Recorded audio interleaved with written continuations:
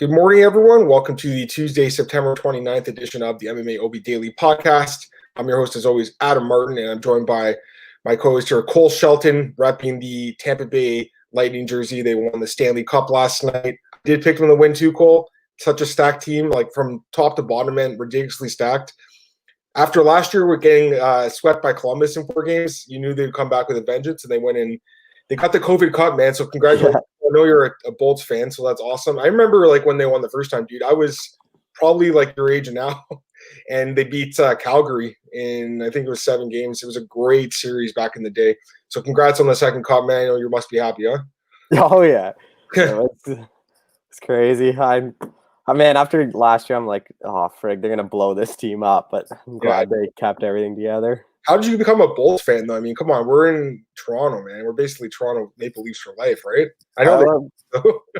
I like St. Louis and the Cabriolet. Yeah, I exactly. That's kind of like the era I grew up in, man. Like Brad Richards and guys. Yeah.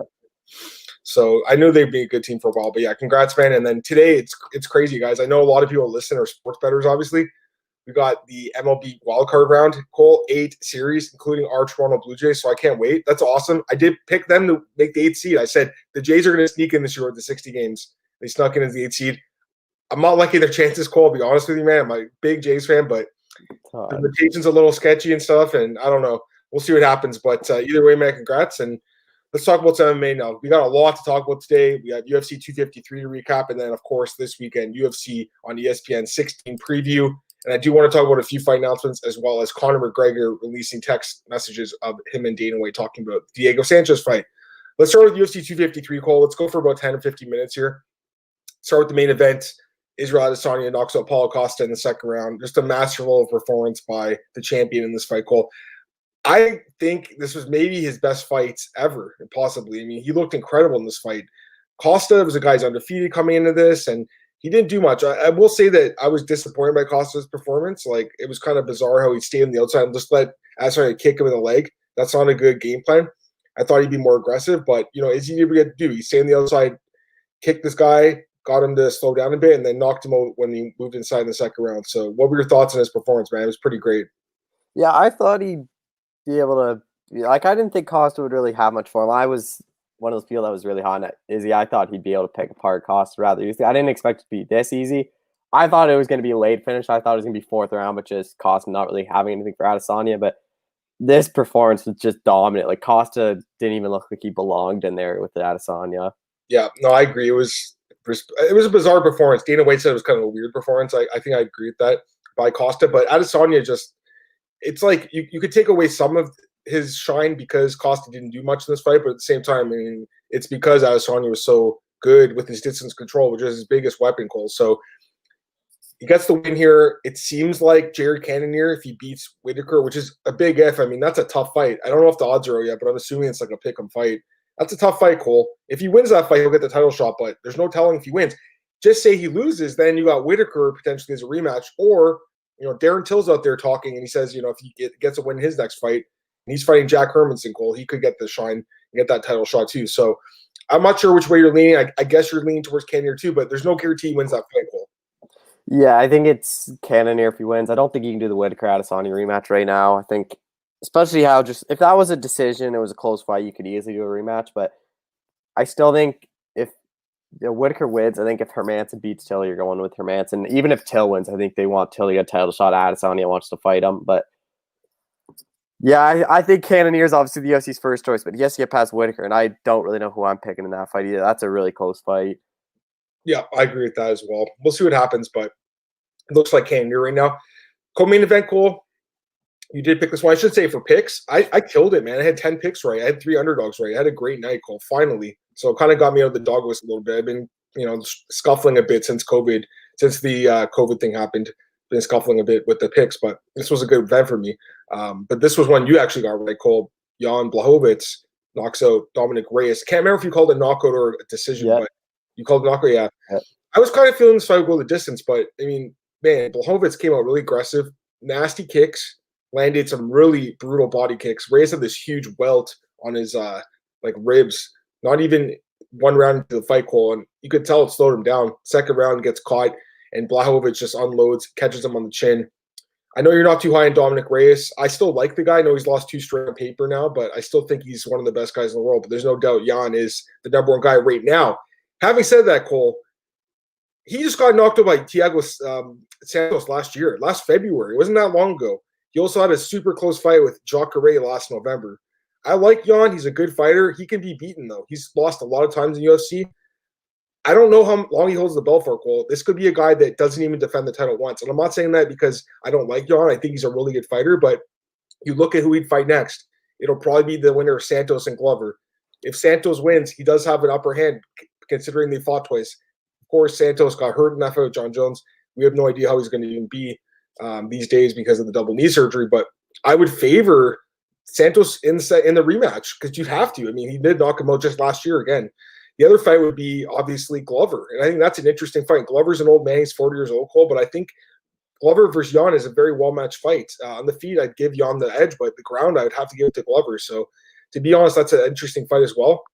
And then obviously you have John Jones, who is kind of talking some smack now. It would be weird if he came back to the light heavyweight division, Cole. You know, DC saying he's ducking Reyes. That's why he moved up. I don't really believe that. Then he posted a video last night of himself working out and lifting weights to move up to heavyweight again. I think he's going to do the heavyweight thing. I just think he's trying to have some fun right now. But I want to hear your thoughts on the division, Cole. Obviously, Jan with the great performance, you can talk about that as well. But give me your thoughts on who you'd fight next as well. Yeah, the next is obviously the winner of Santos Glover. Both fights make sense. Both guys deserve it. The UFC is really keen on that matchup. They booked it now, I think, 3-4 times. Yeah. So I think it's clear the winner.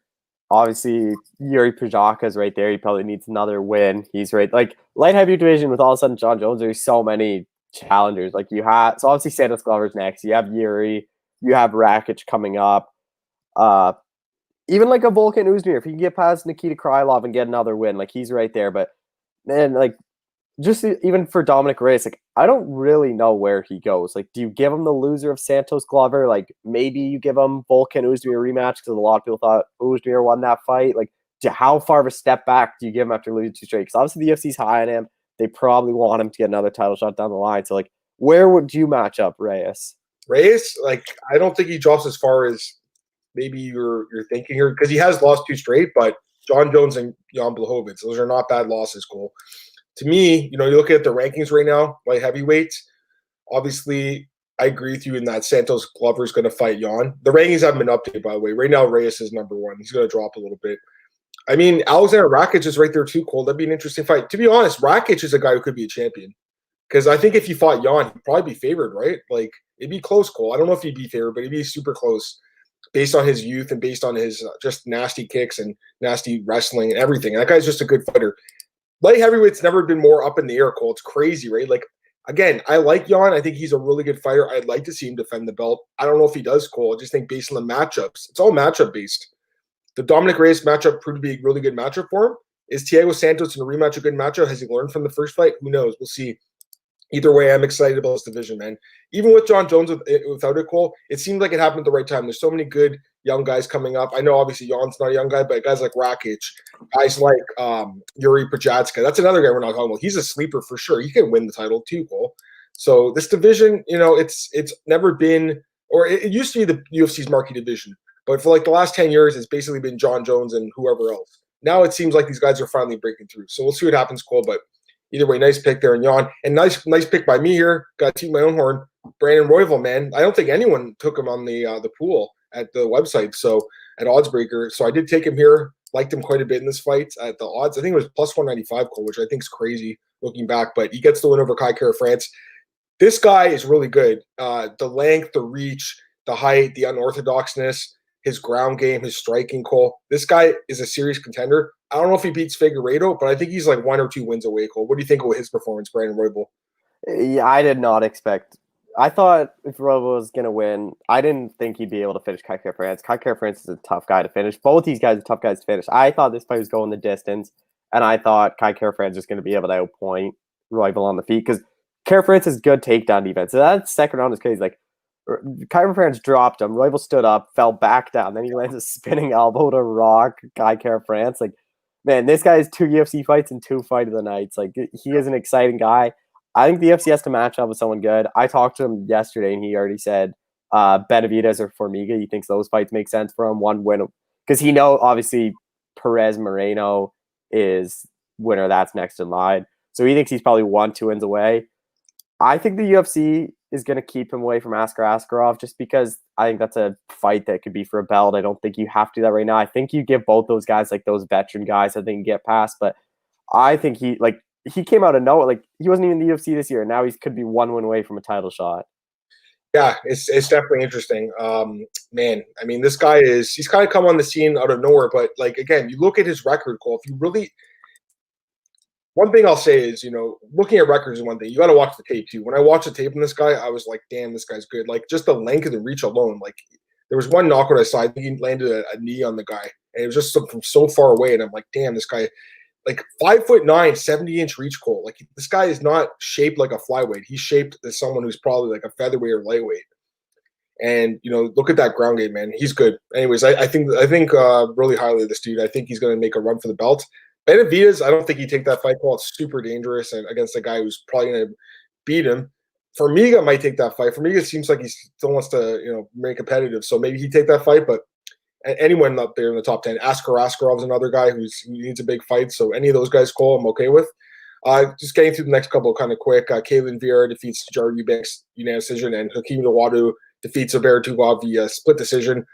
Obviously, I had Vieira in the one fight. The other fight, I actually scored it for Tughov. Looking at the stats, it looks like I might have been wrong because according to the stats, Dawodu landed twice in strikes. I also picked Dawodu there, so there's no bias here at all, guys, because I wanted him to win. But I did think Zubair edged out the first 2 rounds. I'm not sure who scored the fight, Cole. It was a super close fight. What are your thoughts on those 2 matchups I just mentioned?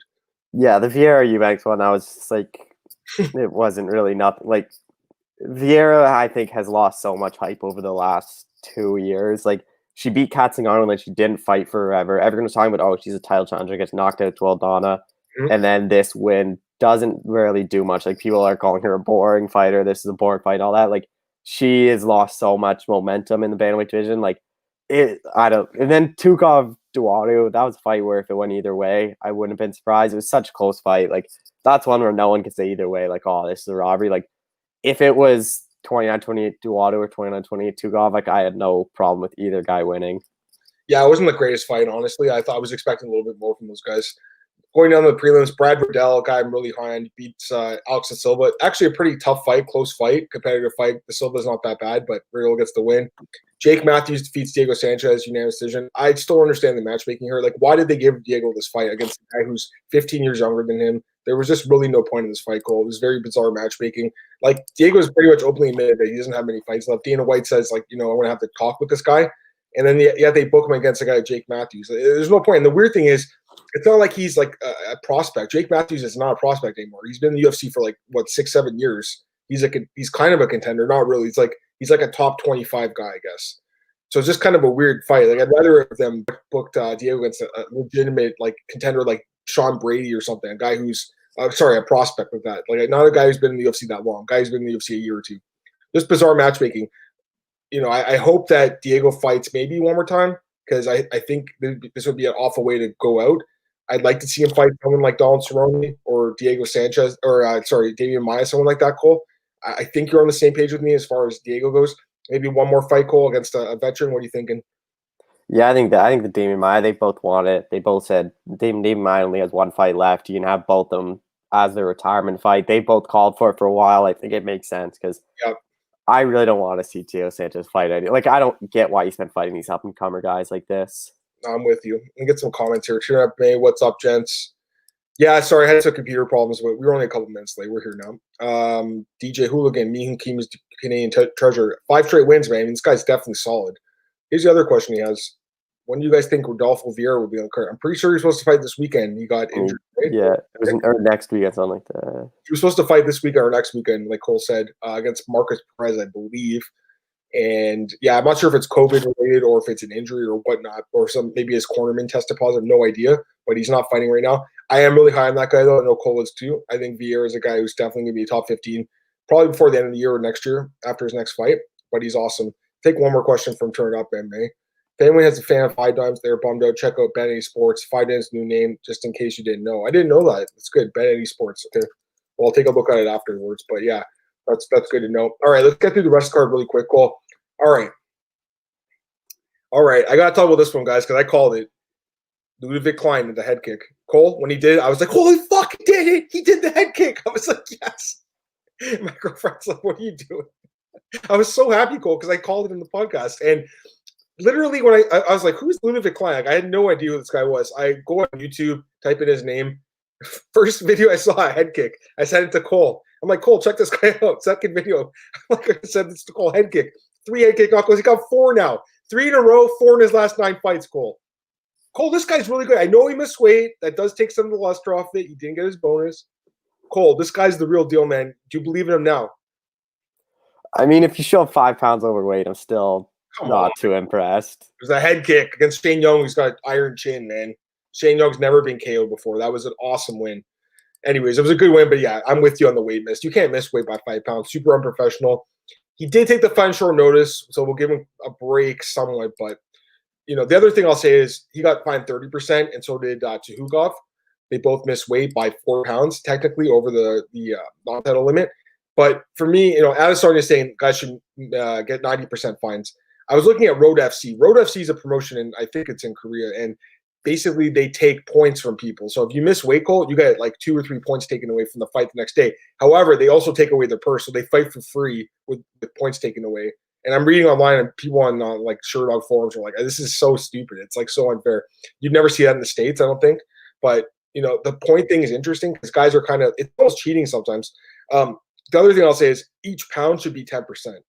So in this case, it should be 40% fine, which I think you'd agree with. And at some point, maybe if it's over 5 pounds, you don't even do the fight. Because at that point, it's like there's a reason why we have weight classes, you know? So again, Cole, I'm pumped for this dude, man. And I was screaming, dude, because I was super happy that I actually called this one right. But I'd like to see him make weight. But I'm definitely high on this guy. And what made more people mad was this guy showed up with 90 minutes left in the weigh-ins. Again, dude, I'm with you on the weight miss, but lots of fighters have missed weight and they've gone on to have good careers. I think this guy could as well. Maybe he's a lightweight, though. Maybe he's too big for featherweight. We'll see, because he looks like a pretty big dude. Yeah. Next guy, I did call this one as well. Another underdog call. William Knight defeats Alexa Kimura. And this fight was kind of a beating, man. It really wasn't that close. He pretty much dominated the fight. Kimura did have some nice takedowns and stuff, but, dude, Knight's ground game defensively is really good. Like, really underrated. It's very tough to finish this guy. He's got really good athleticism. He's a powerful dude. You look at his body type, Cole, and you're like, holy smokes, man. This guy is, like, completely deezed. But then he goes in there. He's got 50 minutes of cardio. So I'm not saying this guy's going to be a champ at 205, Cole. I do think it's a guy who could potentially break in the top 15. I think this guy's really good, Cole. Are you high on William Knight now a little bit more than you were? Yeah, I was always high on him. I just was a bit more high on Alexa Kimura. William Knight, I think he obviously both these guys. I was like, even still after this fight, I'm surprised at his matchmaking. I think both guys could have been like. I think this fight made a lot more sense down the line, just because they're still both prospects. He kind of killed off Alexa Kimura for a while, but William Knight's guy you have to keep your eye on. Like, I wouldn't be surprised if they give him some veteran with a name just to build him up a bit more in his next fight. Yeah, we'll see what happens with him, but I mean, he's definitely close to breaking that top 15. It's not like the top 15 is the toughest thing to do at 205. Yeah. He's close there. Last 2 fights, Juan Espino, my guy, defeats Jeff Hughes. I mean, he made it look easy, called first round submission. Scarf hold choke, according to Sherdog, is the second ever in the UFC, so it's very rare. The first guy was Alexei Oleinik, which is the fight I'd like to see next. Yeah. Of course, you'd like to see that too. That'd be a great fight, right? I'm not sure if you've talked to either guy yet, but I'm assuming they probably want that fight against each other. So, yeah, I mean, Juan's 39, Cole. I've talked about this, but, dude, he doesn't look like he's 39. He moves like a much younger guy. And he hasn't fought that much, Cole, right? So he's got – and that's like 25 at heavyweight. Yeah, exactly. It is. Guys in their 30s and 40s at heavyweight sometimes do show improvement, which is insane. Like, look at Overeem. He's still improving his game at age, like, 41. It's crazy, right? Last fight, Cole, and I barely want to talk about this, but I just got to talk about how much this guy sucks. And I'm sorry to say that because I really hate fighter bashing. Khadis Ibragimov is probably the worst fighter in the UFC. He might be the worst fighter in UFC history, potentially. I mean, obviously there's guys like CM Punk and James Toney that don't even really count. But as far as guys that got multiple shots, 0-4, Cole. Never won a fight, got finished a couple times, and then loses an absolutely horrible fight against a guy who's just not good either in Danilo Marquez. This was a terrible fight to watch. Awful fight, Cole. What are your thoughts on this one before we move on?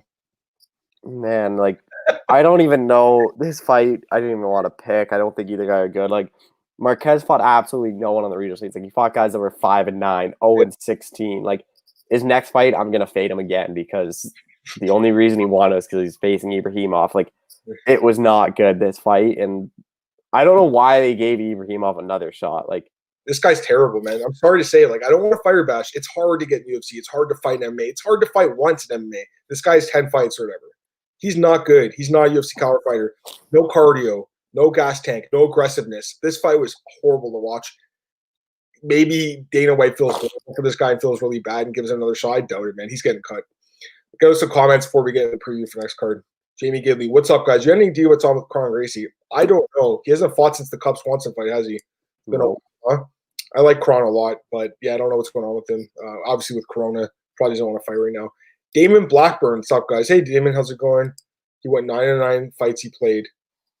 I'm sure you picked a couple of those dogs that me and Cole also had, right? Come on, tell me you got Knight and who was the other guy? Royval.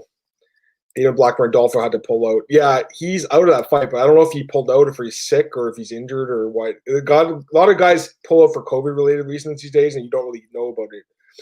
Anyways, anything else you want to talk about this card, Cole? 253, we're good to go. No, we're good. All right, let's go to the next card, guys. UFC on ESPN 16. That's this weekend. UFC Fight Island 4 main event. Holm versus Irene Aldana. Just really brief thoughts on the fight as a whole, on the card as a whole, Cole. While I pull up the card. Oh, it's the worst one they've done on Fight Island by far. I don't think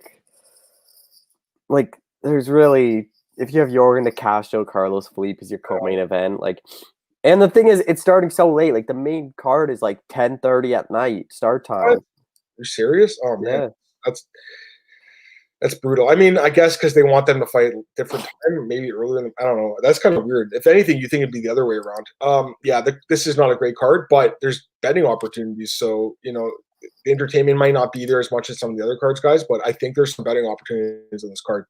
Let's go right into it. Start with the main. We'll start with the prelim, sorry. And the first card, fighting the card, is Justin Irie against Luigi Vendramini. It's a lightweight bout. And right now, with very close odds. Irie minus 115, Vendramini minus 105. Who's your pick? Man, this is both guys haven't fought since 2018. Luigi fought in September. Stevie Ray fought in October. Both former welterweights that have dropped down. I'm going to favor Luigi slightly. I've just been a bit more impressed. But, man, I can't bet on either guy. You don't really know what they're going to look like. 2 years off, both of them. Both of them haven't won. Or Arian's on a 2-fight losing streak. But look, he lost Darren Till and Stevie Ray. Luigi lost his UFC debut to Alessi Zalizo. So, they've lost to good guys, but I favor Luigi slightly, but no way I'm laying money on either guy. Yeah, this one's super close. I mean, there's no way you can bet on this fight. Considering both guys haven't fought in 2 years, it's crazy to bet on this fight. Don't bet on this fight. I've said it 3 times. Don't bet on this fight. There's other opportunities in this card. You don't have to bet on every single fight. This is not a fight you want to bet on. Unless you, know either guy and have, some inside information that we don't know about, don't bet on this fight. My slight leans towards Irie Cole just a little bit, just because he does have a little bit more experience, but that's the only reason I'm taking him. I thought he was a little bit older, actually. He's actually only 28. I thought he was way older for some reason because I've heard his name for years. I don't know. I just think the experience is going to help him here, but Luigi's definitely a dangerous guy. He's only 24 too. A lot of knockouts on his resume, but the layoff does worry me. Both guys have a lot long layoffs. Just Luigi's is a little bit longer. My pick's Justin Irie by decision, Cole. I am not betting on this fight. All right, next up. Casey Kenny against Haile Alatang at 135. Interesting fight here. Kenny minus 290. Alatang plus 245. Who's your pick? I like Casey Kenny in this fight. I don't really understand the matchmaking. I thought Kenny would get someone a lot higher ranked than Alatang. Casey Kenny's looked really impressive in the UFC. Wins over Ray Borg, Manny Bermudez, and a really good submission over Luis Smolka. Only loss was against Marab, who's obviously a beast. Alatang coming off that split over Ryan Benoit. I think Casey Kenny just going to be able to out-wrestle Haile Alatang, just use wrestling and striking, just be able to grind Alatang. Kenny's not a guy that normally finishes guys, so I think he's just going to probably win a 30-27 decision. I don't really see a path to victory for Alatang here, so I like Casey Kenny, and it's a steep price, but I think you could parlay him with another big favorite, this one I'll also mention later on, but I think Casey Kenny's going to get a decision win. Yeah, I mean, both these guys are actually pretty solid. I mean, Casey Kenny is a guy I'm really high on. Alatang's underrated, though. He's won 10 of his last 11 fights and 4 straight wins, 2 straight wins in the UFC. I think his last fight was a small upset against Ryan Benoit. He's not that bad, man. He's not a bad fighter. You know what's crazy, Cole? If you look at his record, in 2013, he fought Yadong Song, lost the decision. Yadong Song was 15 years old when he fought him, which is just insane. I don't know how young these guys are fighting over there in Mongolia and China, but yeah, I think this guy's not bad. I mean, he's winning fights, and we look at his name and where he's from and stuff, and we're like, this guy's not that great, but he's kind of bucking the trend of the Chinese region fighters. A lot of those fighters used to lose like every fight in the UFC. Now they're actually doing okay. This guy's not bad. But Casey Kenny, how do you go against him here? I mean, I'm with you, Cole. Like, all the experience in the UFC, he's got good wins, Smolka, Bermudez, Bork, and even looking back at LFA, he beat Brandon Royval. That's a great win now. 5 rounds he beat him. Roman Salazar fought in the UFC. So, I mean, I'm pretty high on Casey Kenny. I'm with you. I mean, the line's a little high, but I think he wins this fight, guys. And honestly, I think he could have been like a little bit higher at minus 400 or something like that. I think the odds makers just don't want to go too crazy right now against Alatang, and that's why the line's somewhat competitive, because people are seeing Alatang win these fights that he shouldn't be winning. So people are kind of, I think, a little bit worried. That's why the line's not crazy, Cole, because I think otherwise it'd be like minus 400, minus 500. I'm very confident Casey Kenny winning this fight, though. We'll see what happens. It's MMA, anything can happen, but I like Casey Kenny. Kind of leaning towards the decision, Cole, just based on the way Alatang fights. He kind of is one of those guys that goes the full 15, but maybe a submission. Damon says, 15-year-old, you got to be kidding me. Dude, I think Yadong Song started fighting when he was like 14, I want to say, like really young. And he's only 22 right now. But yeah, he's been fighting for a while, dude, which is insane. Like, again, they get them in there really young. All right, next up, Cole, we got Loma Luke Boonmi against Jin Yu Frey. Women's strawweight bouts. Right now, Luke Boonmi, minus 135, Frey, plus 115. Who's your pick? Yeah, this is a really tough fight call. I'll lean the slight underdog Jin Yu Frey. I just like her experience in Invicta. I know she obviously got submitted against Kance. I picked Hans in that fight. She looked good early on. Loma Boonmi obviously got the win over Alibu, then lost to Angela Hill, which was obviously a big step up in competition. Both these girls kind of need that win. I just like Jin Yu Frey's experience in Invicta, being that champion, having wins over like an Ashley Cummins. She beat Cummins twice. Like, it's definitely a tough fight to call. I don't think I'd bet on either girl, but I just like Jin Yu Frey just a slight bet to win this fight, probably by decision, because Luma is really tough to finish. What are the odds on the decision here? Oh, man, minus 360 over 2.5. Yeah, not good odds. But, I mean, it's probably going to go decision. I'm with you. I think it goes the distance. This was tough too, man. This is a tough fight to call. I mean, the odds are essentially a pick 'em, slight lean towards Luke Boonmi, which actually is kind of the way I'm leaning. I was just thinking in my head, like, if these two girls fought in Invicta right now for Frey's belt, like, what would the line be, right? And I imagine she'd be the favorite. So I don't really see value in Luke Boonmi, because I think on paper, I'm a little surprised that Frey is not favored. But at the same time, I do kind of lean Luke Boonmi. And it's essentially, Cole, the reason I'm picking her is the age difference here, 24 to 35. And we just saw what Hansen did in the last fight. That was a close fight, but Hansen, the youth and I think the just freshness won the fight for her. I think that could be the same thing here. It's going to be a close fight, man. I mean, I see it kind of staying on the feet. Both girls kind of trading shots with each other. Frey's very experienced, obviously, in MMA. I would actually probably give her the lean if it went to the ground. But I think Luke Boonmi is going to have a little bit more volume, Cole, and edge out of a close decision. But yeah, I'm not betting on this fight either, guys. This is, again, you don't have to bet on every fight. This is not a strong lean. This is a 51% lean for me to Luke Boonmi. Very slight. And the next fight's tough too. I mean, we're talking about some tough fights to call. I think this one's tough too. We got Jordan Williams against Nazaruddin Imavov. Kind of a weird last name. It's not Ivanov, it's Imavov. All right, so right now we got Williams minus 155, Imavov plus 135. Who's your pick? Yeah, this is such a close fight. A really interesting fight, too. I lean slightly Jordan Williams. I just like the size. Imavov's been a natural welterweight. This is going to be his first fight at middleweight. Williams' size, he really impressed me on the Contender Series, showed a lot of improvements last time out. I think he can. I don't know if he's going to be able to knock out Imavov. Imavov's only been finished once. It was his first career loss. He's looked good since then. Fought some okay guys, like a 9-1 guys last time out. But I like Williams striking and his takedown defense to keep this fight. Just being able to just outpoint Imavov on the feet. But man, this is such a close fight. Yeah, it's just super close. Again, I wouldn't bet on this fight because I think from what I've seen, both guys, they both have the capability to knock each other out. They're both strikers. This is probably going to be a really good fight for as long as it lasts. It could last one round or it could last three. But I definitely think there's going to be some leather thrown in this fight, guys. Like, based on what I've seen from both guys, they're both strikers. Jordan Williams coming off a really nice win over Gregory Rodriguez at Contender Series. He did have a couple – we had one loss at Contender Series. Yeah, the other one was a no contest that was a win overturned to no contest due to marijuana. He has been knocked out before by Dwight Grant, so that does worry me a little bit because Imavov has crazy power too. The last one with Jonathan Mounier, Cole, I don't know if you watched that. He beat the crap out of Jonathan Mounier. He used to fight in the UFC. He wasn't even that bad of a fighter. He got cut because he has some brain issues or something like that. But yeah, I mean, this guy's not bad. 5 straight wins. He's got power, man. He's got a decent ground game from what I've seen. So he's a dangerous guy. I'm pretty high on both guys, to be honest with you. After Williams' last fight, though, I have a hard time going against him. watching more tape on this guy, he just has like a lot of speed and power, man. It's a tough combination. So that's kind of where I'm going towards Williams. I think he probably wins the fight by knockout, Cole. Imavov has not been knocked out yet, but I think Williams probably wins it by KO. But Imavov is dangerous, dude, and he could win this fight. And Williams is a guy who I don't mind. I don't mind this guy. I think he's a decent fighter. But again, 9-3 record. He has lost a couple times, so we'll see what happens. But my pick's Williams by KO.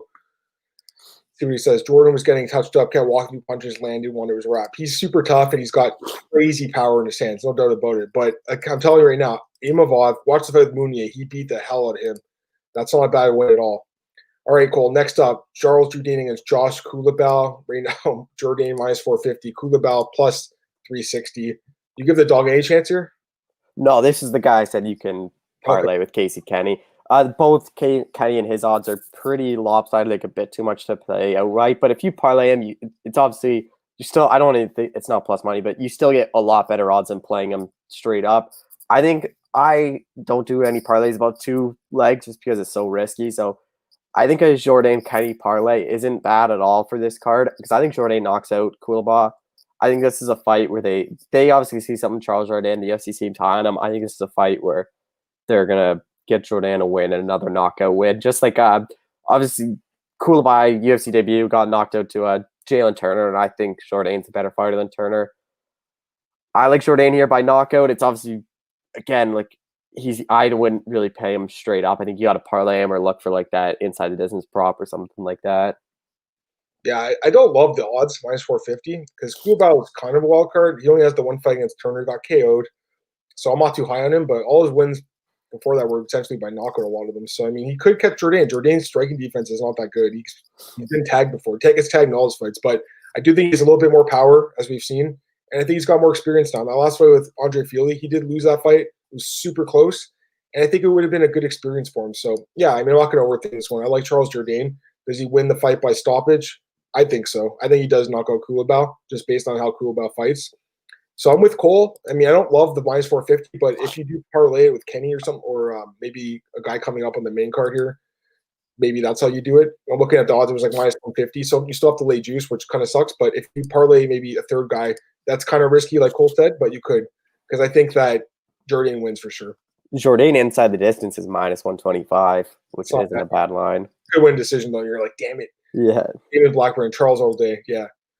I think he wins too. And he says they're throwing one here. Yeah. After that close fight with Fili. I actually picked him in that fight. I was like, please, judges, please screw everyone else. Please. Didn't work, but it's close. All right. This is an interesting fight. Carlos Condit against Court McGee. I'm really curious to hear your thoughts on this one, Cole.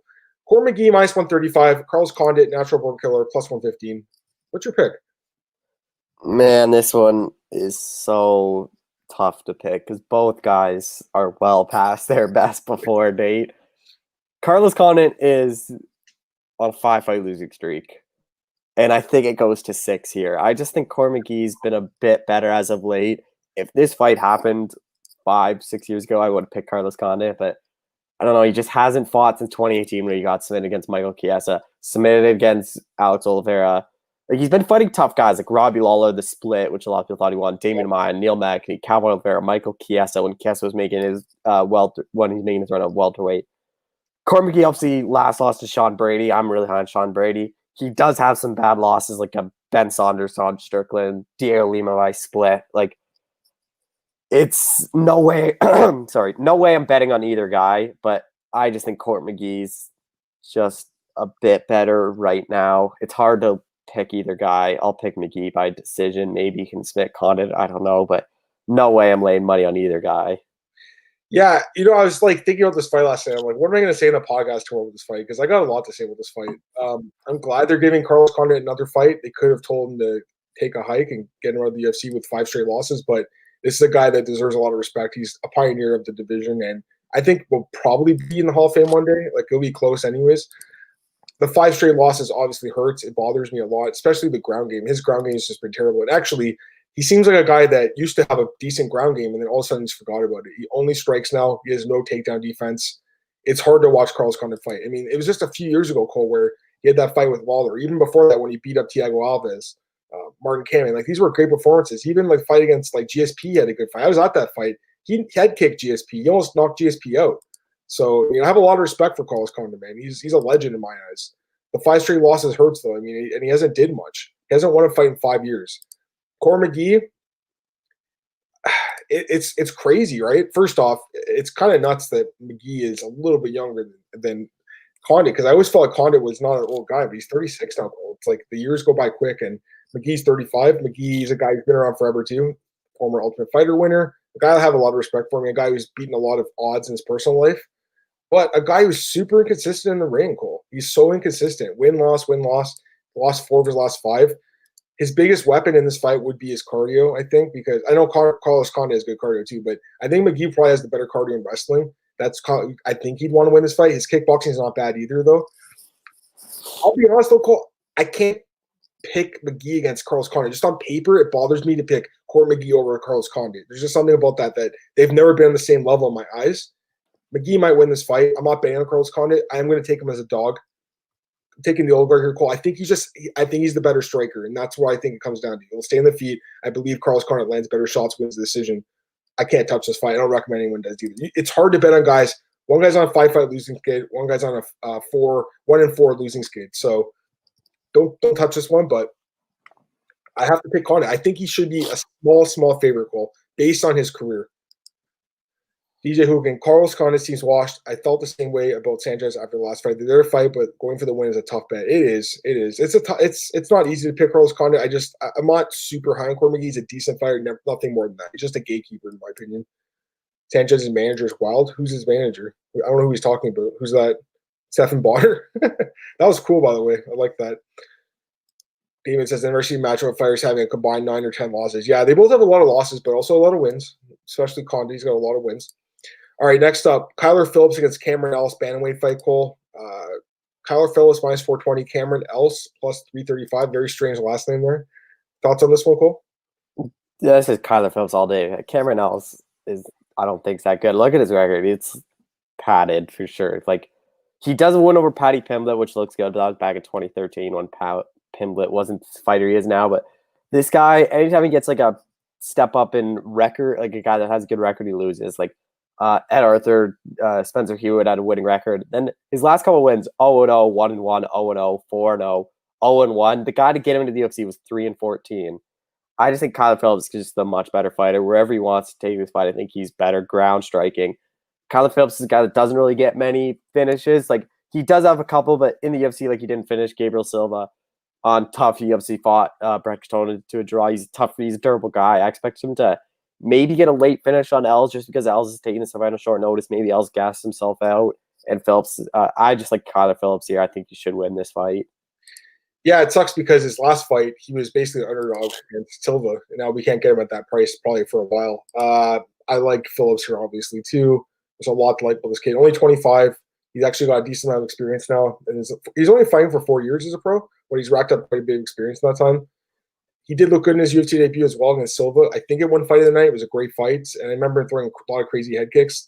Very diversifying striking attack on the feet. He's good, man. As far as else goes, I don't know a lot about this guy, I'll be honest. I know he, according to Tapology, trains with Jackson Wink. He's an English guy, 29 years old. He is on a 6-fight win streak, but he has no good wins. So, actually, sorry, he has one good win, I guess. Paddy Pimblett. That's his only good win. That was 7 years ago. So this guy's been grinding for a while, man. You know, it's nice to see these guys that have been grinding for a long time finally get their shot, but I just feel like it's a tough matchup against a kid who, in Tyler Phillips, who I think is a guy who could be a top 15 guy at some point. I'm very high on that kid. So, yeah, Phillips, I'm with Damon. He says minus 425 is steep. Like I just said, you got him as a dog in his first fight, so you're paying 400% premium now, essentially. But he's going to win this fight. Kyler Phillips, I think he probably knocks out Cameron Ellis, to be honest with you. I don't like the matchup for this guy on short notice, and he has been knocked out by strikes a couple times too. So give me Kyler Phillips by strikes, TKO. All right. I think it's a 4-fight main card. Are we missing something here, Cole? Is it only 4 fights? Is that right? Well, because the one fight just got Tom Breeze, KB Bowler got moved, which was on the main card. Yeah. I think they'll probably move up Condit McGee to open up the main card. I think you got to give Carlos Condit that respect, but I mean, maybe they give it to Charles Jourdain too. They really like Charles Jourdain. Maybe they'll push him up. Either way, this fight, okay, so we'll go to the main card here. This fight should not be in the main card. Daquan Townsend shouldn't even be in the UFC, quite frankly. And again, not trying to be a hater. I know this guy, I believe, works as a paramedic, and he's obviously got other stuff he's dealing with, and good for him. But come on, this is nuts that this guy's opening up the main card, really. Anyway, Dusko Todorovic against Daquan Townsend, and right now we have the Todorovic minus 330 and Townsend plus 270. Who's your pick? I'm going Todorovic by knockout. He's another guy you can parlay. If you want to do him, Kenny, Jordan. I don't really like 3-leg parlays, but that's about as confident of being a 3-leg parlay as you could be, those three. I'd take on Townsend is not UFC caliber. He showed it, got knocked out to Delija, lost him to Devin Clark and Pavon Lewis in fights that weren't even that close. His other lot, like, he just, I don't know, even his wins, like, on the regional teams are not that good. Like, I don't really see a path to victory for him. Maybe Todorovic ends up not knocking him out and just grinds the decision, but Townsend has a lot of submission wins. I think Todorovic will be able to stop the takedowns, keep the fight standing. On the feet, he's a much better striker. I like Todorovic here, and I think this is Townsend's last fight in the UFC. Yeah, again, he's 0-3, and I don't like this matchup for him. Todorovic, this guy, I'm pretty high on Cole. 9-0, only 26 years old. He had the one fight in Contender Series as Teddy Ash. It was a year ago, but, you know, it was a nice win. He also has a knockout over Michel Pereira, Cole, from 2 fights ago. Now, he has had some, I think, visa issues, if I'm not mistaken, that kind of prevent him from fighting until now. So the layoff does concern me a little bit, but at the same time, Daquan Townsend, I'm just not high on this guy. You know, 21-11, Cole. He's been beaten 11 times. That's a lot of losses, man. 0-3 in the UFC. He hasn't really been that competitive in his fights, too. He's pretty much been dominating them. Yeah, I mean, I know they need fighters right now, and this guy's willing to step up and pretty much fight anyone wherever, but I don't think he's that great of a fighter, man. Give me Todorovic by knockout. I'm 100% with Cole. I think you can do – you don't want to go crazy with parlays in MMA because one guy can lose. But I think Cole's parlay was not bad. I think those 3 do win. So I would definitely take a look at that. And, I think at minus 330, there's actually value on Todorovic, believe it or not, Cole. I think he should be minus 500. I think he should be a higher favorite in this fight. So I actually do see value on him in a parlay, especially if you want to get the odds better for you. All right, next up, Jermaine Durandamy against Juliana Pena. Interesting fight here, Cole. Right now, we got really close odds. Minus 130 for Durandamy and Pena plus 110. Who's your pick? I like Jermaine Durandamy here. I've just been a bit more impressed. I know she's coming off loss to Amanda Nunes, but she had some moments of that fight. Like, she looks like she almost even hurt Nunes. Juliana Pena's look good, obviously, but she beat Nika Montana, who I don't know if that's really a good win. Obviously, Montana's former champion, but she won it on top. I just think Durandamy, a better reach advantage, better kickboxer, will be able to keep this fight standing and just kind of pick a piece up Pena. Durandamy does knock probably. She knocked out Aspen Ladd quickly. I know it was a controversial stoppage, but she did drop Ladd. Maybe she can knock out Pena, but I think Durandamy's just going to be able to use her kickbox and just be able to outpoint Pena and win a decision. Dude, I'm with you completely. Actually, I really like Durandamy in this fight, guys. I would say she's worth the bet here. I think she should be like minus 200 favorite, you know, because I just feel like stylistically it's a great matchup for her. Pena, really good wrestler, no doubt about it. That's her game plan. We already know that's what she's going to try to do. She's going to try taking Durandamy down. She cannot stand and strike with Durandamy. I don't think really anyone can. Even Nunes wouldn't want to stand with her. Nunes like, I'm taking her down, beat her up on the ground both times they fought. So you stay in the feed with Durandamy, you are at risk of getting KO'd, no doubt about it. And Pena, yes, she does have a pretty good chin from what you've seen. She has been stopped once in her career by Dr. Stoppage, but you know, overall, she doesn't really have to face danger on the feet with someone like Durandamy. She hasn't had to face that yet. This is a kind of a tough match, I think, for Pena because Durandamy does have excellent takedown defense. If she keeps the fight standing, I think she wins this fight easily, Cole. Minus 130, I think it's worth a bet here. I like Durandamy straight up as a favorite here. Small favorite, Cole. I think she picks apart Pena and wins a decision. That's kind of how I'm looking at it. What's your thoughts on that, Cole? Decision or knockout? I think she'll probably be a decision. Yeah, I'm just looking at the odds on that. Decision for Durandamy, plus 250. That's not bad either. That's not bad by inside distance, plus 270. But I lean towards the decision. Either way, I like her at minus 130. I don't want to overthink it. She could get KO'd. She could get a decision. I just like her in this fight. Minus 130, Durandamy. This was the one that like really stood out to me. On a card that's actually, I think, kind of tough to bet on. This was one that stood out to me for a straight place. So we'll see what happens. All right, next up, Yorgan De Castro against Carlos Felipe. I have no idea how this is a co-main event. It obviously should be Durandamy and Pena. This is just weird, Cole. Don't understand it at all. Either way, we got De Castro minus 255, Felipe plus 215. I don't know. What's your thoughts on this fight? How is this co-main event? I think it ends quickly and De Castro knocks out Felipe probably in the first round. I think that's probably why maybe they see a big knockout happening. I like DeCastro here. No way I'm laying that kind of money on him, though. No way I'm betting it either. Like, I think it's really dog or pass to bet. Just like, I don't really understand the line. Like, minus 270 on DeCastro. Like, I don't know. I think he should knock out Felipe, but no way I'm laying money on him. I pretty much agree with everything you said, Cole. I'm going to slightly lean towards DeCastro, but it's a slight lean. It's a minus 150 lean. So I'm with you in that there could be value in Felipe. I'm just not going to even touch this fight. I'm just going to pass on it. It's dog or pass, though. DeCastro, I'm taking him because I like the power. We saw that in Contender Series. We saw that in the Tafel fight. The fight with Hardy bothers me, though, Cole. It does, because I think if this guy can be picked apart in 50 minutes, Felipe's fight against Spivak was actually pretty competitive. He lost because he got taken down. So maybe DeCastro will mix in some takedowns here, because I think he might get a little bit tired in the feet, Cole. And if that happens, Felipe could maybe edge out a split decision in this fight. So I'm worried about it a little bit, Cole. My pick's DeCastro. I'm going to take him. He probably wins a knockout because that's how he wins his fight. So I'll take him by KO. But first off, Felipe's never been knocked out, so that's something he'll have to overcome. And then second off, the cardio. If DeCastro can't get him out early, does he lose the decision? It's dog or pass. My pick's DeCastro. Finally, Cole, main event of the evening, Holly Holm against Irene Aldana. Right now we have Holly Holm minus 120, Aldana plus 100. I have a feeling I know which way you're going to pick, Cole, but I'm curious to hear what your rationale is for this fight. So go ahead and give me your pick for the main event of UFC on ESPN 16. Yeah, this fight's really tough to call. I like Irene Aldana slightly. I just been like Holly Holm obviously is always dangerous with their kickboxing. She's to me, I feel like she's kind of lost step in her last couple of fights. Like obviously knocked out Nunez. She beat Raquel Pennington, but she didn't really show much that fight. She just kind of held Pennington against the cage. Beat Megan Anderson, lost Chris Hepburn. Look, she's losing to the best girls, Durandamy, Shevchenko, Miesha Tate. If this is a good step up for Irene Aldana, if she beats Holly Holm, she's probably gets a title shot. I think the UFC wants Aldana to win because I don't really think you do Holm, Nunez 2 again. I think Aldana on the feet, it's pretty even. I think it's going to come down if Aldana can get Holm against the fence or on the ground, because I think Aldana is better on the ground. Holm obviously did clinch Raquel Pennington, is strong, it is tough to get taken down. I think there's a path to victory for Aldana to submit Holly Holm. Does it happen? I'm not too sure. I think this fight probably goes the distance. I think it's going to be a really close fight, like a 3-2, like a 48-47. I'll lean Aldana slightly, but really tough fight to call. It's tough. It's definitely tough. This fight and the Durandamy fight, man, they're both interesting fights with close lines. I had a feeling you were going to take Aldana, by the way. That's kind of I was thinking you're going to take Cole. It's close, man. It can go either way. I slightly lean towards Holly Holm. It's a slight lean, though. Like, with the odds, I think minus 120 is very fair. Even minus 115, like, it's the slightest of leans, Cole. So, again, I don't know if I'd bet on this one. Like, I'd rather bet on Durandamy at essentially the same price, personally. I'll lean towards Holly Holm for a few reasons. First off, the experience factor. She's been in there with the best in the world. She's gone 5 rounds. That's something that Irene Aldana hasn't did, I don't believe. I don't think she's gone 5 rounds. So that's interesting. If 3-round fight, it could be different. 5 rounds, I think it gives Holm the edge, Cole, honestly, because I think that she's been in there for those 4th and 5th rounds. She knows what it takes to win it, and she knows what it takes to lose, quite frankly. She's lost to some really close fights that she wants back.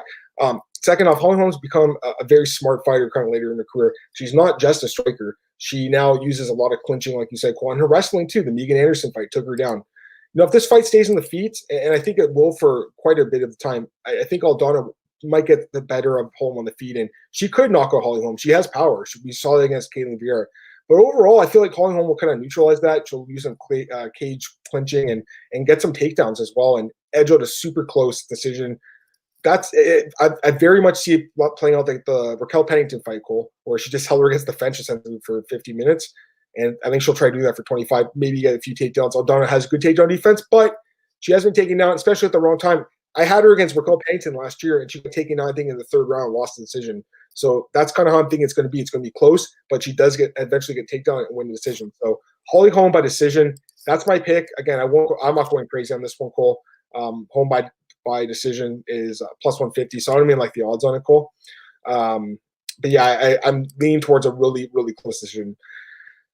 Get a comment here from Damon. He says the same thing as me. Holm's going to try to hold her against the cage. And I think, Cole, you could probably see that happening as well. Just kind of make it a boring fight, quite frankly. It's good for the UFC if Aldana wins. I'm with you there, Cole. Like, I think they want her to win. But she has to win against someone like Holm to get that title shot. So it's good matchmaking. It is. Here's a couple of comments I missed earlier. MMA Pick says Delija will be great underdog. That card's coming up in a few weeks, but we'll talk about him. Actually, it's funny because Cole sends me a DM. He's like, "Who the heck's this guy?" And then I looked him up and I'm like, "Oh, this guy's actually fought quite a few people, so maybe it won't be that bad." This one's funny. Straight Rager says Felipe straight for a prelim opener lost to a co-main event slot. Crazy, right? Man, and he looked terrible to fight against Sergey Spivak. So I guess that means Spivak's going to be headlining a pay-per-view in this next fight, like based on that. Kenshiro, Jan won me 400 Saturday. Good for you, man. Damon says, I don't know how they keep putting Jan as a dog. 3 fights in a row, but please keep doing it. I know you guys love Jan as a dog. I picked him a few times as a dog. Luke Rockhold. Everyone was taking Luke Rockhold in that fight. And I'm like, are you guys kidding me? Give me Jan, man. And Jan knocked him out brutal fashion the last fight against Corey Anderson. It's crazy. Like, Jan is a good fighter, but I keep picking against him. And I know I shouldn't, but I keep doing it, and he keeps burning me. So all that legendary Polish power. You can't overlook it. Dude, you can't. It can't. By the way, I thought it was super cool that he got mobbed at the airport by his fans. That was awesome. There was no social distancing being respected there, Cole. No mask being worn, but it was cool. It was cool to see. Just hopefully he doesn't get the Rona from these people. All right. I think that's it for this card, Cole. So, I mean, overall, like, it's not the best card in the world. It's probably not the worst card they've ever did either. It's kind of like, I'd say, an average card. So there's a few fights that are worth watching, but definitely some questionable matchmaking on the main card as far as the decisions to go with the opening main card fight being Townsend and the co-main event being Felipe. Very, very bizarre, but overall, I think there's some good fights. Let's talk a little bit about some news. We got 6 or 7 minutes here, Cole. Let's start with Conor. Conor released some text messages last week of him allegedly, I should say, talking to Dana White about Diego Sanchez and saying that he wants the Sanchez fight in LA. This was before, by the way, the pandemic. This was like in February. Pandemic really didn't start till it had been out there since like January, I guess, but really didn't start till like March, Cole. So people that were saying, there was no events anyways, that's not true because this was before. Anyways, Cole, he leaked the messages. Dana White got pissy about it. He said that it's one of the dirtiest things anyone's ever did. Then Conor says, he broke the code first, and they've just been bitching each other on Twitter, basically, and social media. First off, I didn't even think they were real. And then I told Cole that, and Cole's like, they look real. And I was like, man, there's apps that, I know there's apps out there that make these things, but Dana White essentially admitted that it was a real text. So, first off, the fact that he was calling out Diego was kind of sad. I mean, he was coming off a win over Cerrone. I mean, come on, that was already enough of an easy fight for him. Did he really have to fight Diego too? That fight was never happening. And even Dana said they're going to lose their promoter's license, which I'm sure Diego didn't like to hear that. I like Diego, respect him, but come on. But, Cole, where do you stand on this, man? Who's in the right here? Who's in the wrong? What are your thoughts on this whole situation with Conor and Dana? I mean, he wanted Diego after Gaethje, so he did want Gaethje in May, and then he said Diego in August in Dublin, because I guess he wanted to fight Dublin, gives Diego a retirement knockout send off, and then he wanted the rematch. He wanted 4 fights here. That would have been massive for the UFC. I always back the fighters just because Dana White's in a lot of things. Yep. Conor, everyone was accusing Conor of ducking people and saying, Conor actually didn't want to fight, but he just proved it right there that he was calling for Gaethje. So anyone, because Ali's been focusing, Conor turned down Gaethje and whatnot. Gaethje said, Conor turned down him. There was just proof that he was asking for the fight. And it's definitely interesting. It seems like Dana and Conor no longer, his buddies aren't getting along. So it's going to be interesting to see what happens. Obviously, he was tweeting up Poirier saying, let's do an exhibition fight. Nothing to do with the UFC. He says he's boxing Manny Pacquiao. And so, man, I don't know if we'll see him in the UFC for quite some time because it seems like Dana White doesn't want him unless there's fans. And I think Conor wants to fight, and he's kind of getting frustrated over that because it's making him look like he's the one that doesn't want to fight, and he's ducking people. And it's crazy because he hasn't fought since January. He fought 46 seconds or whatever against Cerrone. 40 seconds, I think, even knocked him out quick. And we thought, remember he said he was going to have a season this year. I know coronavirus obviously played a factor in that, but at this point, it just looks like the UFC wants to keep him out of the ring for a while, and he wants to get back in there. So, the Pacquiao thing, I think, does make sense, especially if the UFC gets a cut of it. It's not really hurting them. Even if he loses to Manny, which he will, I think, comes back to UFC, he's still the same guy. I mean, look at the McGregor fight, right? Or the Mayweather fight. He came back, and he was still a big star. So I don't think a loss to Manny, which I think would happen again, by the way, Cole. Minus 1,200, or Manny don't love the odds, but he's going to win that fight. Back in the day, it was only a few years ago now, 3 years ago, but Floyd was at only minus 200 or something, minus 250.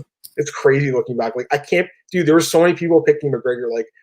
And I love him. I love Robin Black. I love Robin, but I think he had that video of him saying Conor's gonna knock him out. Like, and people thinking, I had like, don't tell like Conor you did. No, I had like 10, 15 of my friends over to watch that fight. Okay. And me and my one buddy who actually like watched MMA, we made so much money off all of them because they're like, oh, Conor. I'm like, I'll bet you $20 Floyd wins. And the next friend goes, oh, I'll take Conor. I'm like, I'll bet you $20 that Floyd wins.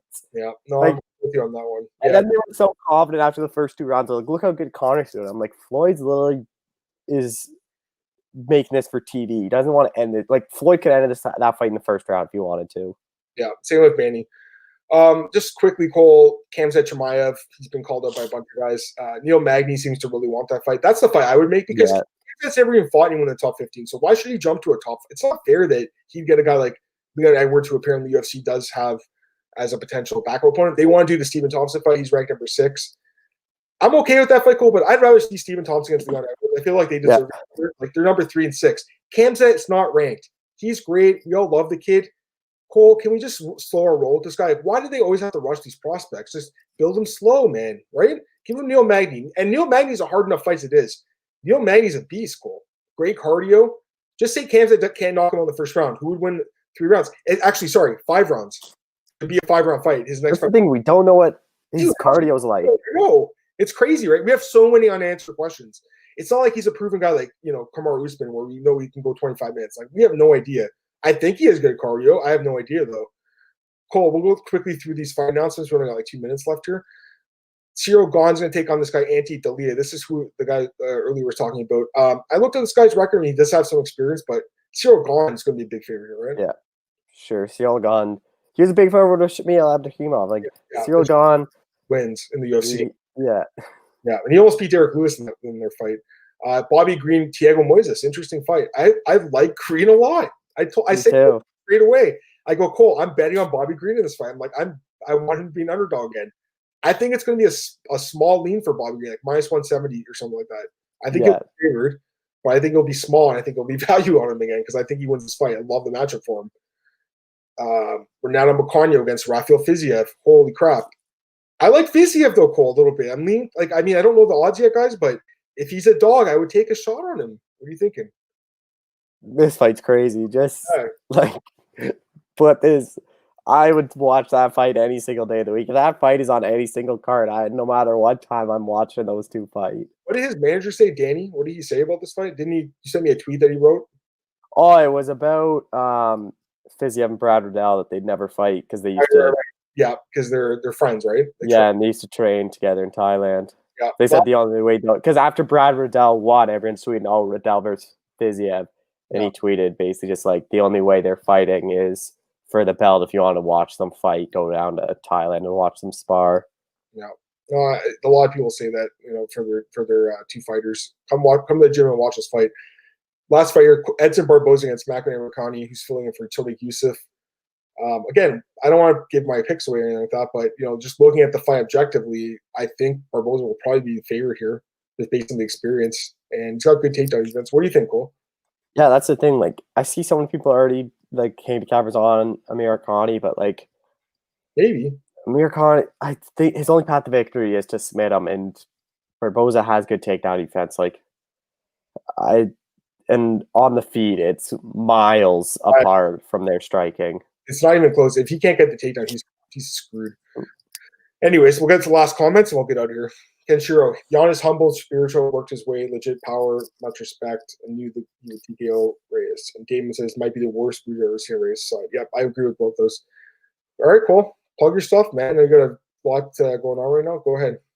At Twitter at Coastal91, the podcast this week. Irene, Aldana, talked to Brandon Royval yesterday, so he's on it. And then Jorgen De Castro, Case Canning, so all those stories this week. And anything else is always on my Twitter. Follow me on Twitter at MMAOB. Podcast is available at MMAOB.com. It's on our YouTube channel. Also available on Spotify, iTunes, Google Podcasts. Trying to grow it, guys. If you can, spread the word. We really appreciate that. And just keep listening. Love doing the show with Cole. Love doing the show with everyone that joins in the chat every week. It's great. So definitely check it out. BJPen.com, also there doing the news. And MMARings.net, just posted an article there. Should come out today on Adesanya and what he needs to do to become the number 1 pound-for-pound fighter in the world.